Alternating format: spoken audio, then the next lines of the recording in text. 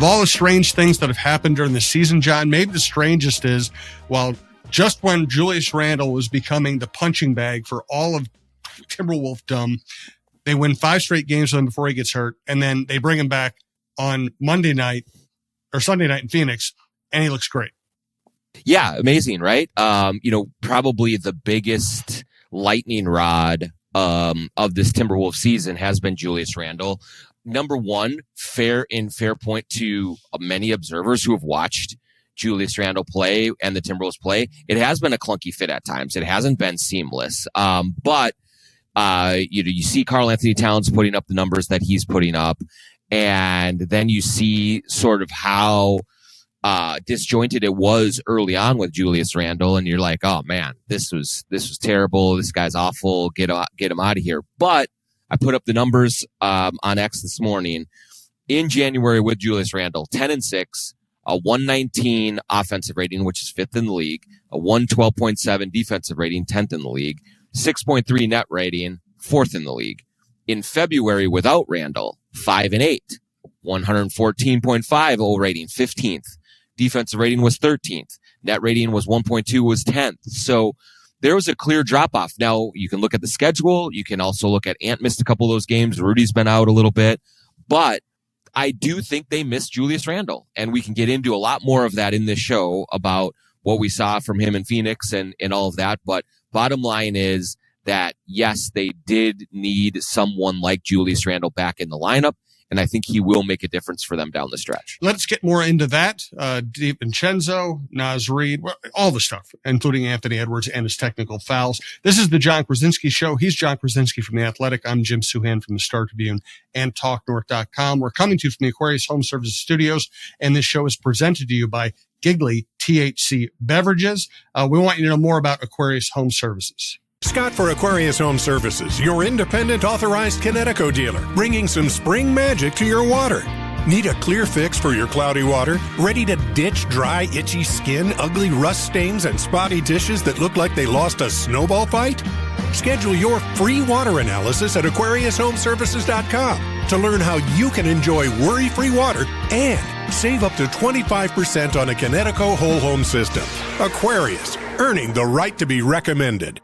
Also, keep the good times rolling without the regrets. Giggly THC beverages are your go-to for bold flavor and smooth vibes. 0 alcohol, no bad decisions. Just THC-infused cocktails, seltzers, and teas packed with natural ingredients and performance-boosting superfoods like ashwagandha and ginseng. Find Giggly at more than 500 locations like Total Wine, MGM, and Cub Foods, or shop online at Giggly.com. Ready to upgrade your drink game? Use the code GigglyNorth for 50% off of your first order. Giggly, sip smarter, feel better. I was just at Twins camp, and I had a bunch of people tell me they drink Giggly. It is making waves at this point. Let's continue with Randle before we get on to other things.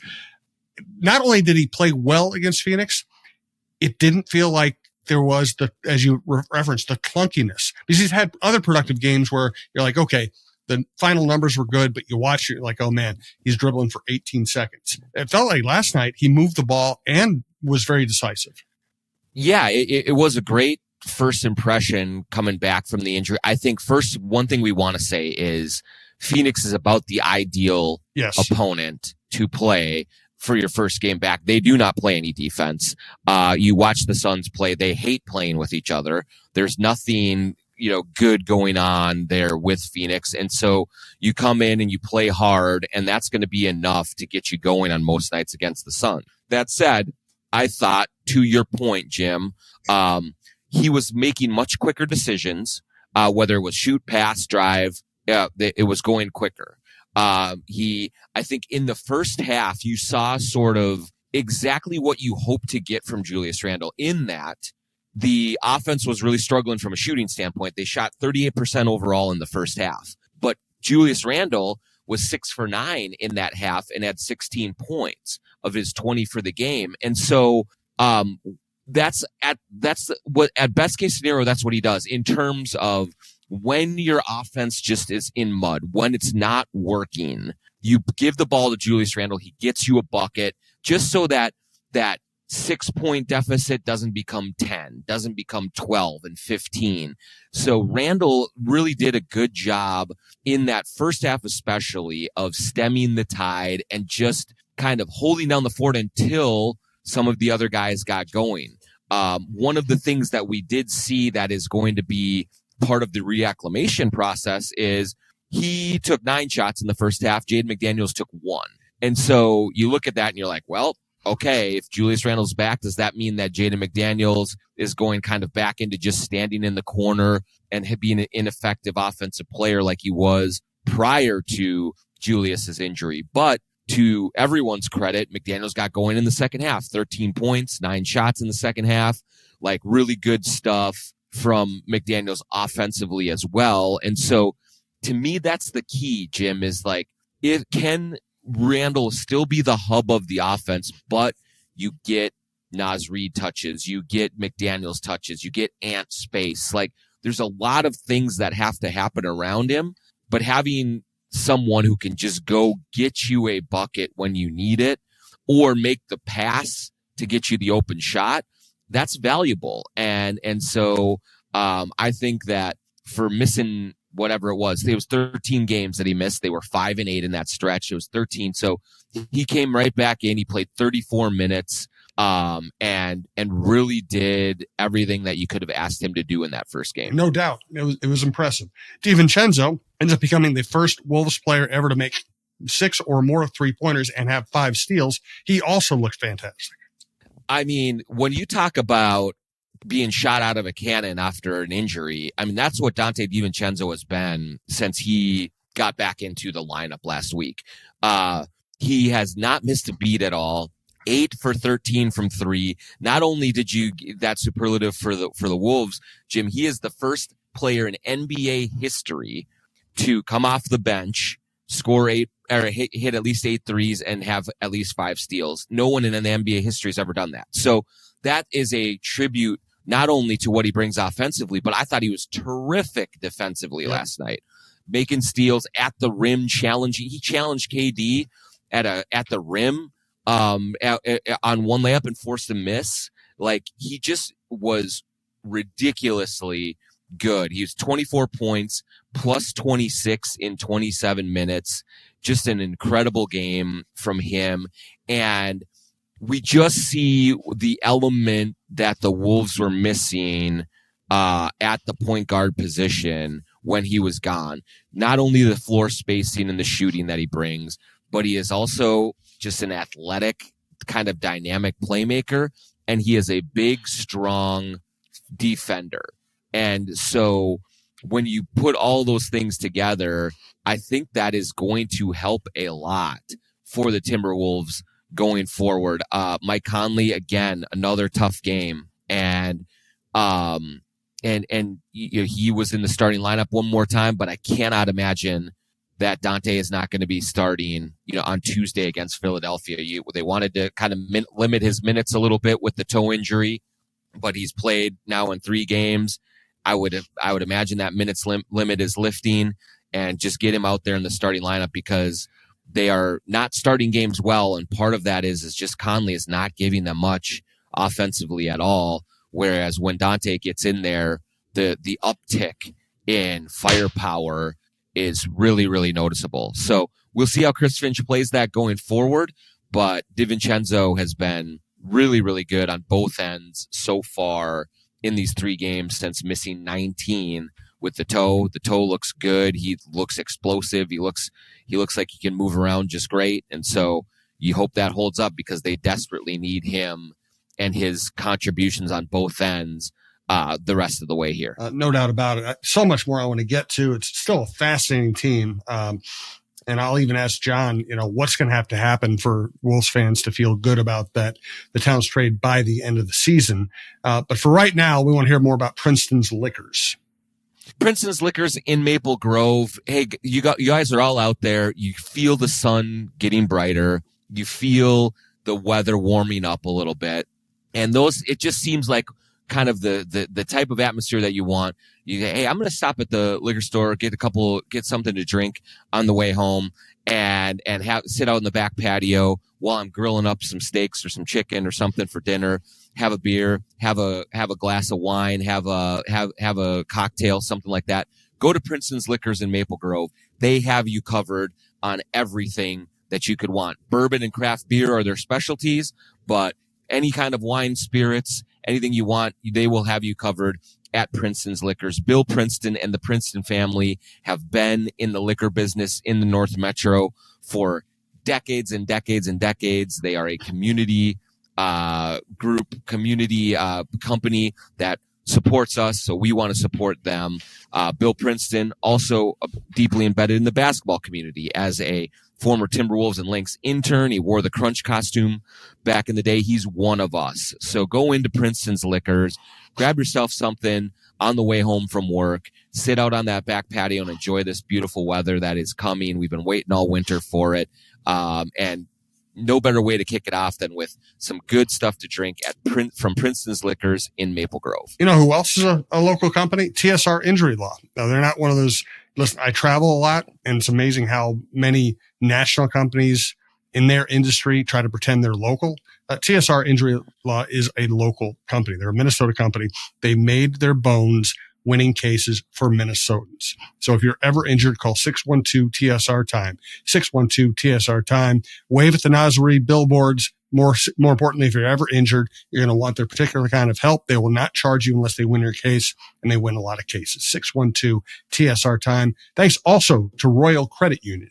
Boost your savings when you open a money market account at Royal Credit Union. For a limited time, you can get a $1,250 bonus when you bring $100,000 or more in new money to open a personal or business money market account. Royal's money market accounts have no monthly maintenance fee and tiered rates, so higher balances earn more. See details and open a money market account today at rcu.org/earn-more. Minimum deposit of $100,000 required to obtain bonus. Offer ends 5/24/25. Insured by NCUA. So how do you think this team has to finish to make fans feel good about the Towns trade, or is it going to be just a comparison in terms of how both teams fare in the postseason? Yeah, I do think it's a postseason thing. Well, I mean, first of all, like if the Wolves were to miss the playoffs, which look, let's say it's very possible that they still could miss the playoffs even with their strength of schedule being so easy. I expect them to make it. Things go wrong. They're still there right now today as we're recording this on Monday. They are in 8th place, essentially tied with the Warriors for 7th in the Western Conference. But, you know, they're only a half a game up on the 10th seeded Mavericks. And there's some good cushion with the Suns at 11. So I don't think they're going to miss the play-in tournament. I think they're at least going to be a play-in team, but you get into the play-in tournament, anything can happen. You get the wrong matchup, you lose a game, someone gets hurt, and then you're out. You're missing the playoffs. So if that happens, I think you look at that, and it's really going to color the evaluation of the Towns trade, because Cat's been amazing for New York this year. And you're coming off a Western Conference Finals run, and you just wanted to keep that momentum going. So it would be a very big disappointment to either, not make the playoffs at all. But I think once you get into the playoffs, then that's when the evaluation is going to get a little bit more interesting, because we are seeing, for as good as Cat has been and for all of the stats that he's put up and everything going on in New York, there's still some angst with, in Knicks land, because, whenever they play one of the really good teams in the East, they get waxed. And a lot of it has been defensive problems with Cat at center. And so how the Knicks do in this postseason is going to color a lot, I think, of what the Wolves fans look at in terms of the trade. If the Knicks get in and they lose in the first or even in the second round, and go kind of meekly, then I think a lot of Wolves fans are going to look at this trade and say, okay, I actually see what the Wolves were thinking about. If the Knicks go on a run, if they're Eastern Conference Finals or Finals, and the Wolves are one and done or out fairly early in the playoffs, then there's going to be more heat on this trade and on Tim Connolly for making this move. What I continue to say about it is that this was as much of a long-term move as it was a short-term. When you talk about looking at being able to make themselves open to a lot of the financial mechanisms that are prevented by being in the second apron with Karl Anthony Towns.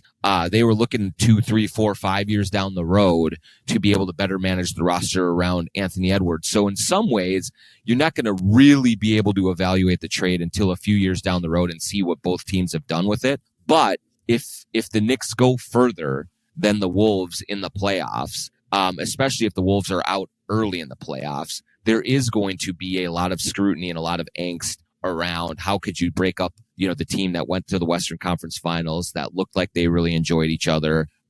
It's going to be a lot of just kind of a, results-based evaluation of this trade come playoff time. Yeah, well said. Naz Reid is in a slump. Is it just, do you think it's a random slump, or is it some kind of a reaction to being in the starting lineup more often? It's weird, Jim, because we can kind of look at, I just think of who Naz Reid is as a player. And of course, we've seen him go through slumps before in his career. But in general, when I think of like the concerns I have about Naz Reid as a player and, what could work for him and what could not, it's very rarely been something where I'm worried, man, is he going to make shots? Right. Like he almost always figures that part of it out. And right now, he's not making anything. And so I'm going to treat this as of right now as kind of an anomaly and just kind of give him a little bit of time and sort of faith to work through that part of it. But when I watch him play, I do see a player that seems to be pressing right now. And it's less about the shots not going in than what shots he's taking. It seems like he is forcing shots a little bit more, that he's almost a little too quick on the trigger on some 3-pointers. Some of his drives to the basket that are heavily contested, he's still kind of trying to sneak a hook shot over someone that's not really working. And so I don't know if there's something in his head that hey, I know Julius Randle's coming back. I know Rudy Gobert's coming back soon. I better really make my presence felt so I can try and stay in the starting lineup. Maybe it's just, a simple little bit of a 5 or 6 game slide that every player goes through, or maybe there's something else going on. Maybe there's something going on at home. Maybe there's, just something that's clouding his head right now. Because the decision making does not seem to be as sound as it normally is for Naz Reid. And so it's something they have to work through. Maybe bringing Randle back will actually help settle him down a little bit. I'm not sure. But if the Wolves really want to have a chance to pile up as many wins as they think they are capable of doing and chase down that 6 seed, Naz Reid's going to have to be a part of it in a big way, and he's going to have to make shots. And they got to shake him out of this little this slump some way, somehow. Let's get to Ant, the good and the bad. Let's talk about the kids. First, though, tell us more about True Vision Institute. True Vision Institute in Bloomington, with spring right around the corner here. No better time than to go online to truevision.com, set up your consultation, and go in and meet with the good folks there at True Vision to talk about your vision correction options. Last summer, I went through it, had LASIK surgery, and man, it is just the best thing I've done for myself in years and years. I love right now being able to get on the treadmill and go for a workout and have my face get all sweaty and not have to keep pushing my glasses up on my face. It's just one of those very little things that you really notice when you're not dealing with glasses anymore. And I've had that now for 7-8 months, and it has been just really life-changing. Now, as the spring and summer is getting here, and everyone's going to get outside, you're going to go for your runs around the lake, you're going to do some swimming, jumping into the lake and stuff like that. You don't have to worry about contacts on your eyes and getting gummed up in a pool or a lake. You don't have to worry about switching. Do I have my prescription sunglasses? Do I have my prescription eyeglasses? All of these things. That's what LASIK does for you. That's what True Vision does for you. So if you go to truevision.com, set up your consultation, go in there, meet with the friendliest, warmest staff that you'll ever encounter. They will get you where you need to go, and you will be thanking me later, and you will also be kicking yourself for not doing it 10 years earlier. So go to truevision.com SGLambchops.com and go see the good folks at True Vision in Bloomington. Let's hear more about Shepherd Goods and Lamb Chops clothing line. SGLambchops.com is the place to go for Shepherd Goods, Lamb Chops clothing. It is the best casual wear that you can find. Hoodies, sweatshirts, t-shirts, shorts. My favorite shorts that I've ever worn are Lamb Chop shorts. And if you put in the promo code JONK20 at SGLambchops.com, you get 20% off your order there. I'm telling you, you walk around the North Loop on a weekend, happy hour, even later into the evening, you're going to see Lamb Chops clothing everywhere. You go to Target Center, you're going to see the Lamb Chops collab with the Timberwolves. People wearing them all over the arena. It is super comfortable. It is very high quality and very stylish. You can dress it up. You can dress it down. They got everything that you need at Lamb Chops clothing. So go to SGLambchops.com. Use the promo code JONK20 for 20% off everything you get at SGLambchops.com. Thanks to all of our sponsors. We'd appreciate it. Thank you all for listening. We have a couple announcements coming up early March about some additions to TalkNorth.com. Thanks for getting us this far. We do appreciate it. So you talk about Mike Conley's role. If Mike Conley comes off the bench, how's Finch going to play, having two completely different bench point guards, Mike Conley and Rob Dillingham? Yeah, it's going to be, I do think this, and I wrote this morning at the athletic gym. I do believe that Chris Finch has one of the most difficult jobs of coaching the rest of the way down the stretch here with this roster, with trying to get the right pieces in the right places, with having to be ultra flexible night in and night out and kind of changing the rotation to fit the matchups that they're playing against, to fit whether, who's playing well and who isn't, and to try and get these young guys into the rotation that were a very positive spark during the Randall, Gobert, DiVincenzo injuries, and that deserve minutes, but might be hard to get now that is getting crowded again with veterans. You look at, he's been starting Mike Conley. I think that's going to change very, very soon. But then you look at the difference between Conley and Dillingham. Conley is certainly a safer play from a reliability standpoint, from a decision-making standpoint, and just from an adult in the room to quarterback and offense. It's Mike Conley. He has Chris Finch's trust. He's earned that trust over the years, and he's just a super reliable guy, and he brings a calm out there to the other guys when he is out there. The problem is that he just really is not giving them a whole lot offensively, not from a shot-making standpoint, not from a shot creation standpoint.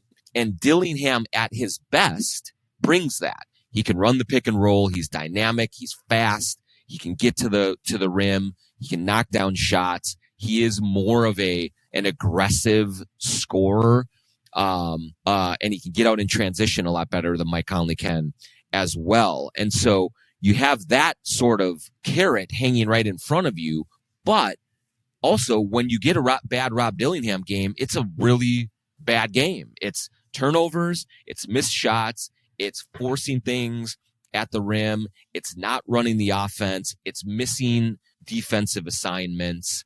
All of those things factor in. And so you never really know what you're going to get from Rob on that regard because he's a rookie. We understand that's going to be part of being a 19, 20-year-old point guard is. There's going to be ups and there's going to be downs. And these games are so important right now for Chris Finch. And so how does he sort of feel out? Is this a good Rob Dillingham game? Is this a bad Rob Dillingham game? That's going to be a huge barometer in terms of his decision-making process and whether he's successful at that or not. Because he said it last night in Phoenix. He said, the coaching staff is not going to make every right call, and we're going to need a little grace with that. And I agree with that, but the margin for error is very small right now. And so Chris Finch's ability to identify who belongs in the rotation that particular night, and then to see if that player has it or doesn't in a fairly quick order, that's going to be really difficult work for Chris Finch. And, all these people who say, well, you just got to bench Mike Conley and put Rob Dillingham in there. I don't think it's that easy. I do not at all, because we have seen real stretches of rough play from Rob. We've also seen good stretches of play from Mike Conley. So I think he's going to lean more heavily on Conley. He just trusts him more. But if Conley does not have it that night, if the offense is struggling, if he is getting picked on defensively, you have to go to either Rob or, maybe it's maybe you put Terrence Shannon and you play bigger. Maybe you put Jalen Clark in more defense. Like, he's going to have to mix and match a lot down the stretch, and that is not an easy thing to do. Let's get to all things Ant. Another big game against Phoenix. He's had great games. He's had games he missed because of technical fouls. Where are you with him right now? Yeah, the simple fact is that he's too important for him to lose his cool anymore. And we saw that against Utah on Friday night. A game they could not really afford to lose. And with Ant out there, they would not have lost that game. And instead, because he got the 2 technical fouls and was ejected from the Lakers game, he was not there to help them in that in that Utah game. And at the time, he knew that Julius Randle wasn't going to play. He knew that Rudy Gobert wasn't going to play. So there was just no way that you can justify continually barking at the officials and putting yourself in a position to be suspended. And so I thought it was some immaturity on his part, to act that way against the Lakers, given he was so close to that suspension, especially after the first technical that he got for shoving Jared Vanderbilt. Like, you do that, now you're 1 away. You just got to lock it down. And he was not able to do that. Now we fast forward to Phoenix, and he's back in the lineup, and he's playing terrifically. He's hitting shots. He's playing good defense. He's grabbing rebounds. He's 7 assists, I think he had as well, playing just a great, great game against a team that he loves to torment. There were some times in that game where he was arguing with the officials, and he said afterward that his teammates and his coaches really worked on him to make sure that he didn't go overboard and fly off the handle. That said, there were a couple of calls that were absolutely egregious, and I understand why he is upset. The call at the end where he's going for the dunk and Bradley Beal literally pushes him, and it does not get called until there's a review that realizes that, not only was it a foul, but it was a flagrant foul. Those are the kinds of things that are happening to Ant on a regular basis that give him reason to be upset. The unfortunate thing in this right now is that you just have to tell Ant, look, you have to be the bigger guy. You have to be the mature one in this relationship. And is it fair? No, it's not fair. Are you getting a bad whistle a lot of times? Yes, you are. You're getting a bad whistle. You are not getting the same benefit of the doubt that so many other all-star players get. He's getting a lot of free throws, but there's even more that could be coming his way because the officials are not calling the touch fouls that other players do get. There's also a reason that they're probably not calling those fouls, probably because Ant complains too much. I bet that factors into the back of their minds. And so he has to rise above it, and because there's not going to be any sort of officiating reform right now. They can push for it in the offseason. I know they have been sending things to the league. They've been campaigning to have the league look at the officiating process and who is officiating and how they go about things, and they're advocating for change, but that change will come very slowly. It's just not going to come overnight, and it's not going to come by the playoffs. So what you have to do as Anthony Edwards, what you have to do as Chris Finch, who complains a lot to the officials, Naz Reid complains a lot, Rudy Gobert complains a lot. It's a complaining Timberwolves team you got to just swallow it, man. And there's too much that they can lose by having Ant miss games down the stretch. And so it stinks that has to be the case, that officiating should be better, that you should be getting a different whistle and you're not. And so that can be very frustrating, very aggravating. And I generally agree with Chris Finch, with Anthony Edwards, that they do get a bum whistle, but it's just that's not changing right now. So in the meantime, until any sort of change can be affected over the long haul, zip your lips, get back on defense, and just play through it, and keep your money and keep your feet on the court, because that's what's needed the most right now. No doubt. We're talking here on Monday morning, obviously. Any injury update on Rudy Gobert? So not yet. Nothing definitive on when he's come back. I talked to him in LA and I asked him just how he's feeling. He said he's feeling much better than he was when the back spasms initially came up. That said, when you watch him walk around, he still looks uncomfortable. He does not look like he's ready to go out there and play 30 minutes and be the dominant defensive force that he is, and all of those things. And so I think it's going to be a little bit longer. They play again on Tuesday against Philadelphia, but I guess I would be surprised if he played then. And so this could stretch a little while longer. Back spasms are a tricky thing, especially on really big guys. And so I think they're being smart and sort of playing it cautious, but I would even say they're playing it cautious because when you watch him like walk around the locker room, he's doing it very gingerly. So he's still feeling the effects of that back spasm. And there is not a timetable as far as I know, other than to say that Rudy Gobert believes he is improving. It's just how quickly is that going to improve to allow him to get out onto the court. Backs are brutal, even for a non-athlete like me, man. Mm-hmm. It just they're so unpredictable and they're so painful and they restrict you so much. So it'll be interesting to see how that works out. Hey, let's get to our Shepherd Goods and Lamb Chops clothing line Twitter question of the day. Yeah, let me just find it here. Yep. I just lost my place. Again, go to sglambchops.com.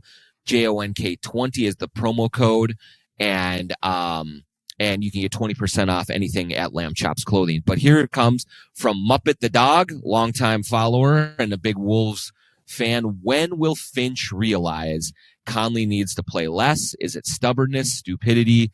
Conley has compromising picks of Finchy. Okay, like this is actually, I know it's tongue in cheek a little bit, the tone of the question, but I think it's important because I do think that people will look at Chris Finch playing Mike Conley or, sticking with other Kyle Anderson last year. There are certainly guys in his rotation that he just really trusts in and believes in, no matter what you see on the court. And it's not stupidity because Rob Dillingham is kind of enigmatic as a player right now. It is not as simple as put Dillingham in these high leverage situations, take Conley out, and profit, because Dillingham is still learning. And there are nights where he is running around with his head cut off on defense. He's not orchestrating offense. He's forcing things, and you need sort of a calming presence. Now there are other nights where where Dillingham is locked in, and it is energy, and it is lightning in a bottle. And then you do say, yes, ride him as long as you can, like Finch did in Oklahoma City when they had that comeback. Rob Dillingham was a huge part of that. And to Finch's credit, he stayed with him, did not go back to Mike Conley. So the bottom line is that Conley is their coach on the floor and has earned all of the benefit of the doubt that Finch is giving him right now. But he is going to have to be very careful about trusting him too much. And I think that just like you might have a quicker hook on Dillingham if you put him out there and say, nope, doesn't have it tonight. This isn't working. We got to shift gears. I think the hook for Mike Conley has to be a little bit quicker right now because It's just the shooting and the defense are really becoming problems. And when Mike Conley is going well, it's a very good thing for the Wolves, but those are fewer and further between those nights right now. And so Finch, I think, has to be applying a similar standard, not the same standard to Dillingham, because Conley deserves more faith because of him being a veteran, because he's done all this before, than Dillingham does. But he doesn't deserve all of the faith. He doesn't deserve to be just blindly trusted that this is all going to work out. He's going to have to watch Mike Conley closely down the stretch. And if he doesn't have it, it's got to be one of those nights where, hey, Mike, it's just 15 minutes tonight. We're going with Dillingham. Maybe it's just more DiVincenzo, Nickeil Alexander-Walker. Maybe it's Terrence Shannon. Maybe it's Jalen Clark. There's all sorts of different options that he has to use it. But I promise you, it is not stupidity that Chris Finch is doing this. There are very real reasons that he has been trusting Mike Conley for as long as he has. Also, Chris Finch isn't stupid. He's a really smart basketball guy. You're exactly right. Yes, we've talked about it before. I do think that I think he's the best coach they've had. Has he had the perfect year? No. Has it been a great year for him? No. This is also a very difficult roster to figure out. And so, I think that, he every decision that he makes is calculated. It is logical. It is based in real data and video and the dynamics of the team, and well thought out. Nothing is knee jerk here with Chris Finch, with his entire staff. Good stuff, John. Always enjoy it. Also, please tune in to the Viking Update Show. John and I have been covering the Vikings for a long time. John grew up watching the Vikings. We give you the writer's view of that team. Also, we have Jeff Diamond's Vikings and NFL Insider with the former Vikings general manager. Those are your Vikings options at TalkNorth.com. We've got all the sports covered. We've got outdoor content covered. Check out TalkNorth.com. When you find a show you like, please subscribe to your favorite podcast app. We do appreciate it, and we'll talk to you next week.